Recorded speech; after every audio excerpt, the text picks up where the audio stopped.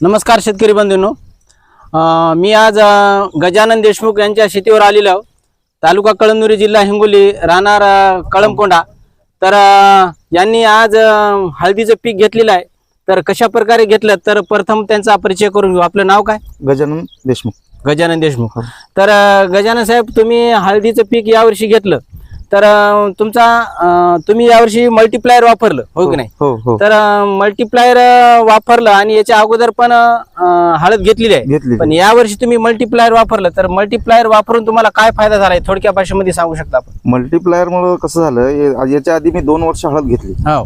2 वर्षामध्ये जे त्रास झाला समजा ते यावर्षी मला झाला नाही। अच्छा। म्हणजे मातीचे ढेकळ उठणं, यावर्षी मला ढेकळ उठले नाही मल्टीप्लायर वापरल्यामुळे। अच्छा। दुसरी गोष्ट, जे गेल्या वर्षीचा जे माल होता माझा ते माल समजा लहान याच्यात होता आणि आताची ही शेंगाची समजा जाडी, ही जी जाडी झालेली आहे ते ही जाडी मल्टीप्लायर मुळे समजा वाढली। कारण इतर मी काही दुसरं काही सोडलं नाही। आणि ठिबकच्या मार्फत समजा मल्टीप्लायर एकरी 1 किलो त्या हिशोबाने, माझा 5 एकरचा प्लॉट आहे, त्या हिशोबाने 5-6 किलो 5 किलो 6 किलो समजा सोडलेलं आहे। तर वर्षानं तुम्ही रासायनिक खत पण वापरता? हो, बरोबर आहे। हो। तर यावर्षी तुम्ही प्लस रासायनिक खत प्लस मल्टीप्लायर वापरलेलं आहे, बरोबर आहे? तर वर्षांच्या हिशोबाने यावर्षी रासायनिक खत किती कमी केलं आणि मल्टीप्लायर किती वापरलं? म्हणजे तुमचा रासायनिक खतावरला होणारा जे खर्च आहे तर यावर्षी तुम्ही किती टक्क्यामध्ये कमी केला?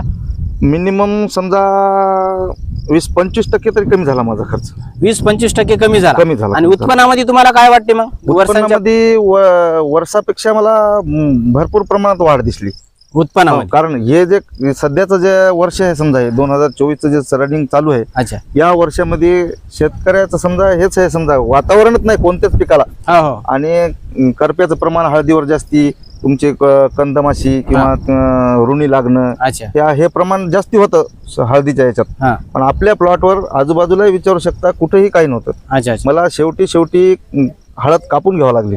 म्हणजे तिच्यातलं जे हरितद्रव्याचं प्रमाण आहे ते म्हणजे सारखंच होतं। ह्युमिडिटी पॉवर याचा अर्थ त्याच्यामध्ये सगळ्यापेक्षा हळदीपेक्षा तुमच्या हळदीवर जास्त होता। पांढऱ्या मुळ्याची संख्या पण भरपूर जास्ती होती। अच्छा।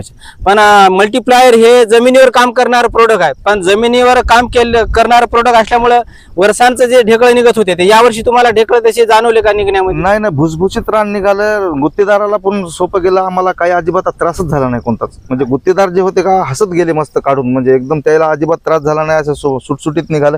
हलवलं की माती अशी गळू लागली आणि माल पण व्यवस्थित निघाला समजा। म्हणजे मल्टीप्लायर वापरून तुम्ही समाधान आहे? समाधान आहे। बाकी शेतकऱ्याला तुम्ही काय सांगू शकता मल्टीप्लायर बरोबर? मिनिमम माझं म्हणणं आहे की बाबा त्यांचा समजा कोणाचा विश्वास असते किंवा नसते, त्यांनी 1-2 एकर वर वापरायला काही हरकत नाही। अच्छा। वापरून पाहिल्याच्या नंतर तेच सोडणार नाहीत। माझी तर असे अपेक्षा आहे की बाबा ते माणसं सोडणारच नाहीत मल्टीप्लायर। अच्छा। ज्याचं समजा चिकट रान आहे, हे आहे, त्यानंतर अवश्य वापरावं मल्टीप्लायर। तर धन्यवाद, तुम्ही खूप छान मल्टीप्लायर बद्दल सांगितलं। तर शेतकरी बंधूंनो, तुम्हाला एक कळकळीची विनंती आहे। तर शेतकऱ्याला तर मल्टीप्लायर ज्याने त्याने वापरत आहे त्यांना तर बढिया रिजल्ट येतच आहे। तर तुम्ही हळदीचा प्लॉट किंवा कुठल्याही प्लॉटचा पिकाविषयी जर एखादा पीक घ्यायचा असेल तर तुम्ही 1 एकर याच्यावर करून बघा आणि स्वतःला आत्मविश्वास करून घ्या। कारण मल्टीप्लायर हे एक जैविक प्रोडक्ट आहे आणि ती आपली जमीन सुधारते, हो की नाही? आज कालांतरानं कसं झालं, जमीन ही आपली माय आहे आणि त्या माईच्या हिशोबाने आपण तिच्याकडे पाहिलं झालो, हो की नाही? कारण तिच्यावर अनेक प्रकारे रासायनिक खताची भडीमार करून तिच्यामधलं आपण शोषण करण्याची प्रक्रिया चालू आहे। पण जमिनीला देण्याचं पण आपण तिचं पुत्र असतावळी आपले एक देणं लागते। तर आपण मल्टीप्लायर वापरून तिला एक सक्षम आणि जीवित ठेवू शकतो। मल्टीप्लायर अपनाओ और शेती का विकास बढ़ाओ। यूट्यूबला बघा सगळं एवढं।